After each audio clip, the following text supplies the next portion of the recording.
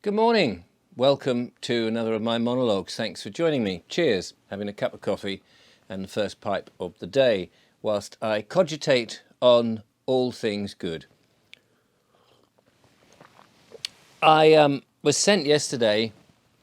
Oh, by the way, before I get on to the main subject, which I'm sure will be absolutely fascinating and everything else, I must thank a lovely lady called Ethel, who very kindly sent me a number of waistcoats, of which I'm sporting one today.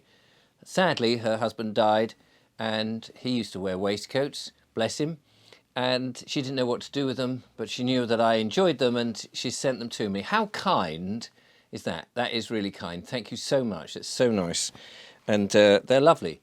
So you may well see me wearing these over the next. I won't wear them all at once, obviously. Too many. It's too hot to wear more than one at the same time.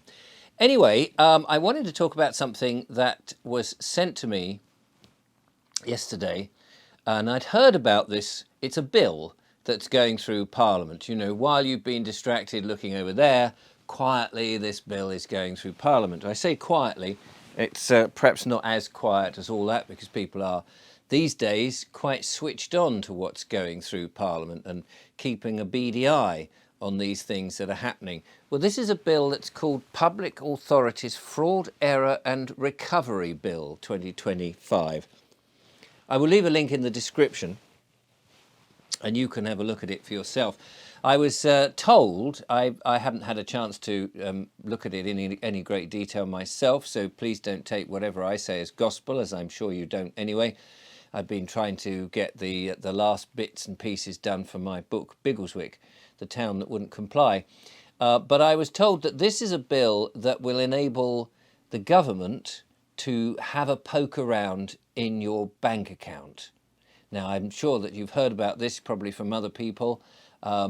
It's a worrying thing. It seems to be that the most vulnerable people in society, who perhaps are, they'll say it's subject to, well, we want to protect you from fraud, that if we can see what's going on, we can protect you, you know. I'm sure that's the case. It's all for your benefit, of course, that the government can see exactly what money you have in your account. If you happen to have tuppence above what you're supposed to have in order to claim a benefit, then of course they can swoop down and just get rid of that benefit because you've got a tiny bit more, that somebody somewhere, a kind philanthropic person, gave you a tenner, you put it in the bank, it's put you over the odds, and now the government can come in and keep an eye on all your reserves. I'm sure that sort of thing is in the minds of the bank. But then you can think, what other nefarious things can the bank do when they know how much money you have? And honestly, what business is it of them what assets you have in the end? I can understand, and let's be reasonable, I can understand that there may be an argument for some people who will take and abuse the system, who will have perhaps more money coming in and will be acting fraudulently and will scam the government and take benefits that actually they're not entitled to. I get that. But really and truly, that is quite a small minority of people. And just because a small minority of people does something, does the majority then have to open the doors and say, well, because those few people over there do something nefarious, you can have access to my bank account? No thanks, I don't think that is the right way. So I was thinking, therefore, what would the open-minded, critical thinking, freedom-seeking people of Biggleswick, my town, that wouldn't comply, they wouldn't go along with this sort of nonsense, and what would they do? And as I have to play God in a sense to, as the author, what would the sensible people of Biggleswick do? Well, firstly, there's a problem anyway, is there not, with fiat currency, a system of what they're calling money or currency that's backed by nothing. It's just paper and numbers that are conjured up because somebody takes out a loan or a mortgage. that the numbers are not actually the money itself is not actually collected from somewhere, put into a bank and then given to whoever wants to borrow it. That doesn't seem to happen, as much as we may have those sort of childlike ideas that there's a shoebox in the back of the bank with your name on it, in which all the money you've put in is in there ready for you to take out. No, that doesn't happen. We know how the mortgage scam works, that when you sign up to the agreement, your signature has actually created the money that they lend you. It's your own money, they've lent you, and you pay it back over a lengthy term with interest. Money that you've generated, that they have just made appear in your bank account. So there's an intrinsic problem with money, and we're all beginning to get to realise that, of course. And then there's the whole business about wanting to take us down to the digital pound and the CBDCs, the central bank digital currency. And we know they want to have that control, so then they would basically, this bill would be one step away from them actually knowing exactly what we do and stopping us from buying stuff, which is, of course, a great nonsense. Cheers. So the good people of Biggleswick, I think, would very early on, at these early signs of control from the government and control of a dictating power, would be saying, we have to circumvent this. We can't have this happening here. And so they, I think, I mean, I showed it the other day, not so long ago, and I interviewed the chap who makes them, the goldbacks.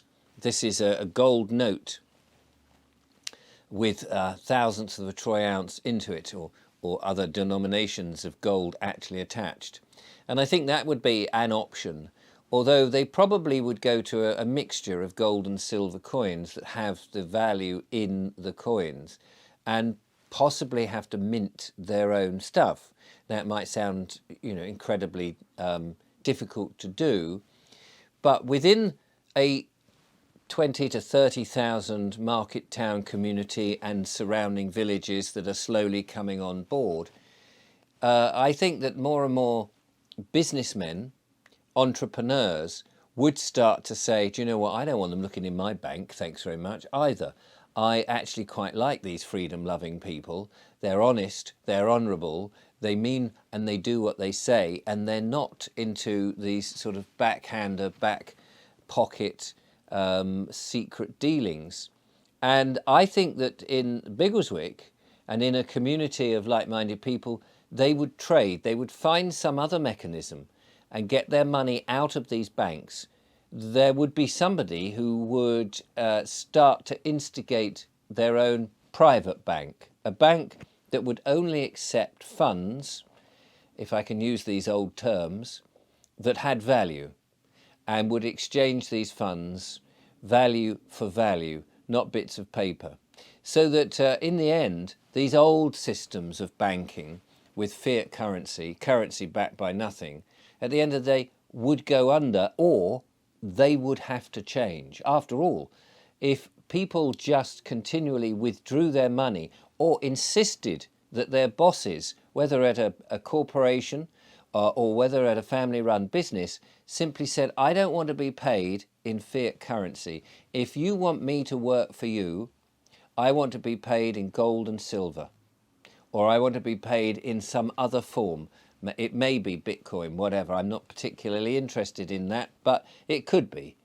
Anything that is not the fiat currency. Well, once you start pulling the rug from underneath these bankers and they go, well, hold on a minute, that people are withdrawing their money. There's a run on the bank. We'll have to stop them. That's true. They probably would. They would probably stop people from having their own money. And we would see, again, it would become obvious, the ugly face of tyranny trying to look after people or hold people down. And once you get past that, the snarling, the viciousness, and the attempts to squish people, once you get past that, however, and these wolves in sheep's clothing wither on the vine and die away, and people actually start to produce a honest bank in which privacy is number one and which money is value for value based, then these guys will either have to change their spots and come clean or disappear into the ether. And so that's when I would think that the nice people of Biggleswick would find a solution. They wouldn't sit and moan about the bank. They wouldn't sit and just let it happen. They wouldn't roll over, I suppose, is what I'm trying to say. They would say, well, we need a new system, let's build it. And however that came about, that's what they would do. And I think, in many ways, that's what we've got to do. In fact, the more nasty things that is put upon us, in some ways, the better, because more people start to realise and see it for what it is, and they say to themselves, I don't want this, let's build a better system.